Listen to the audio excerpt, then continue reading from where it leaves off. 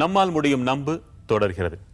உங்க எக்ஸ்பீரியன்ஸ் என்ன? எத்தனை பேரை சந்திச்சீங்க? எத்தனை பேருக்கு அது ஒர்க் அவுட் ஆச்சு?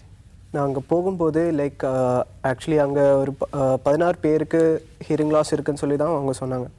ஸோ நான் அந்த டெஸ்ட் பண்ணதில் லைக் 3 பேருக்கும் மட்டும்தான் வயசானால அவங்களுக்கு காது கேட்காம பிரச்சனை. மிச்சம் பேருக்கு சின்ன வயசுலேருந்து காது கேட்காம பிரச்சனை இருக்குது அவங்களுக்கு. ஸோ நான் டெஸ்ட் பண்ண முடிச்சதுக்கப்புறம் இவங்களுக்கு 4 ஹியரிங் எய்டில் நான் 2 ஹியரிங் எய்ட் அவங்களுக்கு கொடுத்துருக்கோம். ஒன்று ராமருக்கு கொடுத்தோம், இன்னும் அவங்க தம்பி லக்ஷ்மணருக்கு கொடுத்தோம். ஸோ ராமருக்கும் லக்ஷ்மணுக்கும் ஹியரிங்கே நல்லா ஃபிட் ஆகிடுச்சு. ஸோ இன்றைக்கி நான் அவங்கள ஐஎம்ஆல்னு ஒரு குழந்தை இருக்காங்க. ஐஎம்ஆலுக்கு அன்றைக்கி ஹியரிங் எய்ட் டெஸ்ட் ட்ரையல் பண்ணி பார்த்தது அந்த குழந்தைக்கு அது சரியாக வரல. மெஷின் ஒர்க் ஆகலை. அன்றைக்கி இந்த குழந்தைக்கு ஒர்க் ஆகலை. ஸோ இன்றைக்கி நான் அதை செக் பண்ண போகிறேங்க. இப்போ கொடுக்க போகிறீங்களா? இப்போ கொடுக்க போகிறேன்.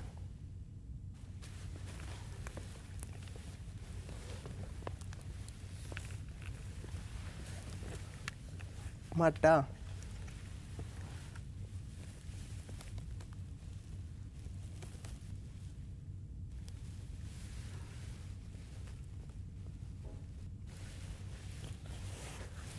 நான் பின்னாடி போறேன். சத்தம் கேட்டுச்சு சொல்லு. சரியா?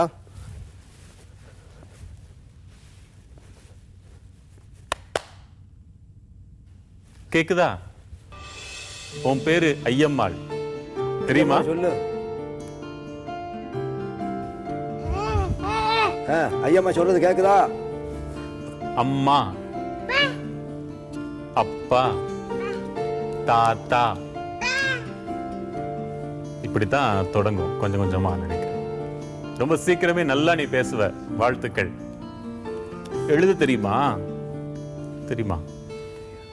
உன் பேரு ஐயம்மா, அதை எழுது.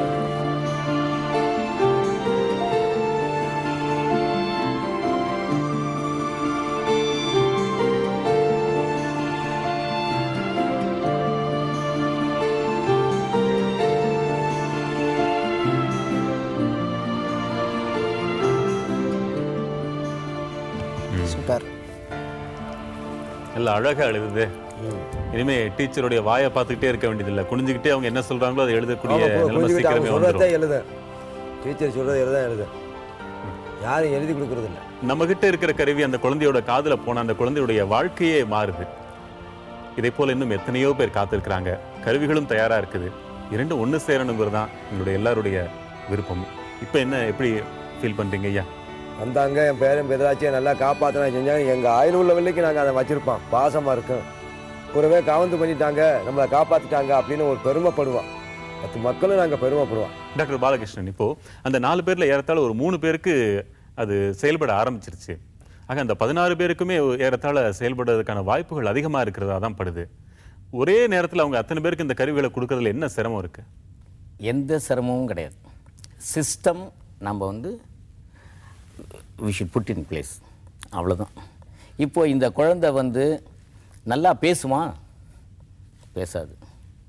அதுக்கு நம்ம படிப்பு சொல்லித்தரதுக்கு அதுவும் நம்ம செயல்முறை திட்டத்தில் சேர்த்துக்கொள்ள வேண்டும். ஸ்பெஷல் எஜுகேட்டர் அப்படின்னு சொல்லிட்டு அந்த இப்போ என்ன திட்டம்னா, அங்கே இருக்கிற டீச்சர் அங்கே இருக்காங்க இல்லையா, அவங்களையே இந்த குழந்தையை எப்படி ஹேண்டில் பண்ணுறது, எக்ஸ்ட்ராவாக கொஞ்சம் 2 வார்த்தை எப்படி சொல்கிறது, ஒரு படத்தை காட்டி சொல்கிறது. தாத்தாக்கள் அந்த காலத்தில் சிறு குழந்தைகளை மடியில் உட்கார வச்சுட்டு இது பார் ஆப்பிள், இப்போ ஆப்பிள் சொல்கிறோம், அப்போ தான் மாங்கான்னு சொல்லியிருப்பாங்க. இதுதான் நடைவண்டி, இப்போ இதுதான் காரு, இதுதான் ராக்கெட்னு சொல்லித்தரோம். இதை சொல்லித்தர்றது அம்மா, அப்பா, தாத்தா. அந்த வேலையை அவங்களுக்கு செய்ய தெரியாட்டி சொல்லித்தரணும். இப்போ இவங்களுக்கு காது கேட்காம இருந்ததுனால தான் நம்ம பேச மொழி புரியாமல் தான் பேசாமல் இருந்திருக்கிறாங்க. அதே தான். ஆக இவங்களுக்கு சொல்லிக் கொடுத்தா முழுமையாக பேச்சும் வரும். 100% வரும். நீங்கள் இதை மாதிரி முகாம்கள் எத்தனை நடத்தியிருக்கிறீங்க? இதே போன்ற கிராமங்களை சந்திச்சதுண்டா?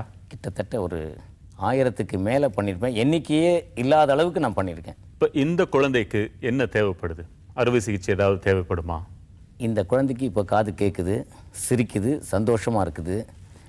நல்ல மொழியை அது கிரகித்து அதை திரும்பி பேசுகிறதுக்கு அளவுக்கு சஃபிஷியண்ட்டாக கேட்குதா, போதுமான அளவுக்கு கேட்குதா, இன்னும் கொஞ்சம் இம்ப்ரூவ் பண்ணணுமா அப்படின்னு அதை முக்கியமாக அதை பார்த்துக்கணும். சத்தம் ஒலி கேட்டால் பத்தாது, ஒலியை மொழின்னு அறிஞ்சிக்கிறது அளவுக்கு பண்ணணும். இதில் ஒரு முக்கியமான விஷயம்னா, இந்த குழந்தைக்கு மூளை வளர்ச்சி நல்லா இருக்குது. வேறு 2 குழந்தைகள் நடக்கிறதுக்கெல்லாம் கஷ்டப்பட்ட குழந்தைகள்லாம் பார்த்தோம். அவங்களுக்கு அவ்வளோ வராது. இந்த குழந்தைக்கு நிச்சயம் பண்ணலாம், அவசியம் பண்ணணும். நீங்கள் அங்கே போய் உற்சாகமாக பணியாற்றினது அந்த ஏவியில் பார்த்தோம். நம்ம இந்த 4 பேருக்கு தான் கொடுக்க முடிஞ்சதா? மற்றவங்களுக்குலாம் கொடுக்கறதுக்கு இன்னும் என்னென்ன செய்யணும்? அவங்களுக்கு இந்த ஹியரிங் எய்ட் கொடுக்கணுன்னா அவங்க பேசிக்காக 3 டாக்குமெண்ட்ஸ் கொடுக்கணும். ஆக்சுவலி ஒன்று அவங்களோட ஐடென்டிஃபிகேஷனுக்காக அவங்க ரேஷன் கார்டு அந்த மாதிரி எதாவது கொடுக்கணும். அதுக்கப்புறம் சேலரி, அவங்க இன்கம் ஒரு மந்த்து எவ்வளோ சேலரி வாங்குறான், இல்லை அவங்க எவ்வளோ இன்கம் வச்சுருக்கான்னு சொல்லி ஒரு பேசிக்காக ஒரு டாக்குமெண்டேஷன் இருக்கணும். அதுக்கப்புறம் அவங்களோட ஃபோட்டோகிராஃப்ஸ். அப்போ அந்த டாக்குமெண்ட்ஸ் கொடுத்துட்டா எல்லாருக்குமே நம்ம அந்த எய்ட் கொடுத்துட முடியும்? கண்டிப்பாக கொடுத்துடலாம். ஆனால் ஹியரிங் எய்ட் ஆனால் கொடுக்கறதுக்கு முன்னாடி டெஸ்ட் பண்ணதுக்கப்புறம் நம்ம அந்த அவங்களுக்கு எந்த ஹியரிங் லாஸ் எந்த டிகிரி இருக்குன்னு பார்த்துட்டு அதுக்கேற்ற மாதிரி ஹியரிங் எய்ட் தான் கொடுக்க முடியும். இப்போது ஸ்பெக்ஸ் டெஸ்ட் பண்ணும்போது நம்ம அந்த விஷன் பார்த்து தான் டெஸ்ட் பண்ணுவோம். அவங்களுக்கு எந்த விஷனுக்கு ஏற்ற மாதிரிக்கு தான் லென்ஸ் சேஞ்ச் பண்ண முடியும். அதே மாதிரி ஹியரிங் எய்டும் அவங்களுக்கு எந்த லாஸ் இருக்குன்னு ஏற்ற மாதிரி தான் அந்த ஹியரிங் எய்ட் கொடுக்க முடியும். ஸோ கொடுக்கறதுக்கு முன்னாடி இந்த ஸ்டெப்ஸ் எல்லாம் ஃபாலோ பண்ண தான் நம்ம ப்ராப்பராக ஒரு ஸ்டெப்பாக பண்ண முடியும். 16 பேருக்கு நான் அதில் டெஸ்ட் பண்ணுவோம். ஸோ அதில் என்ன 16 பேரில் ஹியரிங் லாஸ் இருக்கவங்க இருக்காங்க. ஸோ அதில் 3 பேருக்கு மட்டும்தான் வயசானால ஹியரிங் லாஸ் இருக்குது. மிச்சவங்க எல்லாமே 30 வயசு கீழே இருக்கவங்க தான் இருக்காங்க. அது எல்லாமே சின்ன வயசுலேருந்து காது கேட்காம பிரச்சனை தான் இருக்குது. ஆனால் யூஸ்வலாக இந்த அளவுக்கு இருக்காது. ரொம்ப அன்யூஷுவலாக தான். லைக் ஒரு இடத்துல 30 வயசுக்கு கீழே இவ்வளோ பேர் காது கேட்காம இருக்கிறது கண்டிஷன் ரொம்ப அன்யூஷுவல் தான். ஸோ இவங்களுக்கு என்னெல்லாம் சின்ன வயசுலே தான் அவங்களுக்கு ஹியரிங் எய்ட் கொடுத்து அவங்களுக்கு பேச்சு பயிற்சி கொடுத்துட்டுனா இந்த சினாரியோ வந்திருக்காது, இந்த கண்டிஷனே வந்திருக்காது. ஸோ இந்த ஃபர்தர் ஸ்டெப் நம்ம என்ன பண்ணணும்னா ஒரு அவேர்னஸ் க்ரியேட் பண்ணிவிட்டு சின்ன வயசுலேயே அவங்களுக்கு காதுக்கு பிரச்சனை இருக்கான்னு குழந்தை இருக்கும்போது டெஸ்ட் பண்ணிக்கணும். டெஸ்ட் பண்ணிவிட்டு then we can give hearing aid. அதுக்கேற்ற ஹியரிங் எய்ட் கொடுத்து பேச்சு பயிற்சி கொடுத்தா அந்த கண்டிஷனை நம்ம ஹியரிங் லாஸ் அந்த கண்டிஷனை நம்ம ப்ரிவென்ட் பண்ணிக்கலாம். நிச்சயமாக. டாக்டர் பாலகிருஷ்ணன், இப்போது ஒரு நிறைவாக இருக்குது மனசுக்கு. ரேஷன் கார்டு கொடுத்தா அந்த மிஷின் கொடுத்துட போகிறாங்க. அநேகமாக எல்லாருக்குமே நல்லா காது குளிர கேட்கத்தான் போகிறாங்க. இவங்களை தவிர அந்த கிராமத்தில் நீங்கள் பதிவில் பார்த்த மாதிரி நடக்க முடியாதவங்க சில பேர் இருக்கத்தான் செய்கிறாங்க. அதனால் தொடர்ந்து காதும் கேட்காம நடக்கவும் முடியாமல் மனநலமே பாதிக்கப்பட்டவங்களும் இருக்கிறாங்க. அவங்களுக்கெல்லாம் இதை மாதிரியே தீர்வுக்கு சாத்தியம் உண்டா? இருக்குது. 2 விதமான திறன் மேம்படுத்தல் இருக்குது, ரீஹாபிலிட்டேஷன் இருக்குது. ஒன்று, அவர் தன்னுடைய வேலையை தானே செஞ்சுக்கிற அளவுக்கு அவருக்கு திறனை மேம்படுத்தல். 2வது, சமூகத்தில் ஒரு வேலையை செஞ்சு சம்பாதிச்சு அது மூலமாக ஒரு பொருளாதாரத்தை மேம்படுத்திக்கிற ஒரு திறன் மேம்படுத்தல் ஒரு லெவல் இருக்குது. இந்த ஃபஸ்ட்டு லெவல் பண்ணாலே அவங்க அப்பா அம்மாவுக்கு உள்ள மன உளைச்சல் குறைச்சலாக இருக்கும். ஒரு டவுன் சிண்ட்ரோம் இருக்குது, செரிப்ரல் பால்சி. ஒரு குழந்தைய தூக்கிட்டு வீல் சேரில் உட்கார வச்சு நமக்கு என்ன சந்தோஷம், அதில் அந்த அம்மாவுடைய கஷ்டத்தை நம்ம கொஞ்சம் குறைக்கிறோம். இதே பையன் ஏஞ்சி நடக்கிற மாதிரி பண்ணோம்னா அவனே சம்பாதிச்சுப்பான், இந்த அம்மா காலத்துக்கு அப்புறம் அவன் சம்பாதிச்சுப்பான். அது 2வது லெவல். அது பண்ண முடியும் அப்படின்னா பண்ண முடியாது. அதுக்கு ப்ரிவென்ஷன், முன்னாடியே தடுக்கிறது தான். ஆக மொத்தம் முயன்றால் அதுக்கு சரியான செயல்முறைகளை வளர்த்து ஒரு வரையறை பண்ணி அதை வளர்த்து அதை செஞ்சோம் அப்படின்னா நிச்சயம் நம்மால் முடியும்னு சொல்லலாம். உங்களுடைய நிறைவான ஆலோசனைகளுக்கு மிக்க நன்றி. வணக்கம். ஐயம்மா, உனக்கு நன்றி. ரணங்களில் உழல்வோரின் புலன்களை பழுது பார்க்கும் ஓர் உதாரணமாக மலர்ந்தது இன்றைய நிகழ்ச்சி.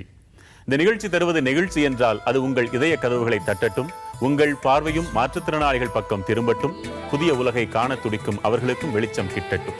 மீண்டும் அடுத்த வாரம் இனியதொரு மாற்றத்துடன் இன்னொரு முற்றத்தில் இணைவோம். வணக்கம்.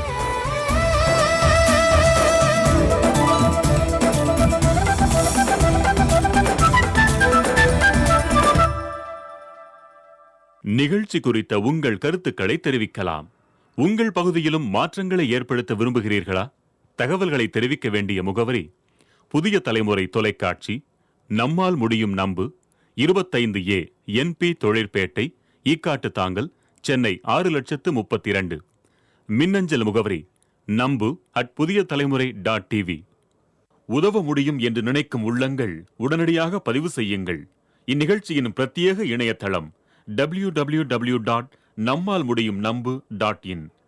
புதிய தலைமுறை இணையதளம் வாயிலாகவும் பதிவு செய்யலாம். www.pudiyathalaimurai.tv.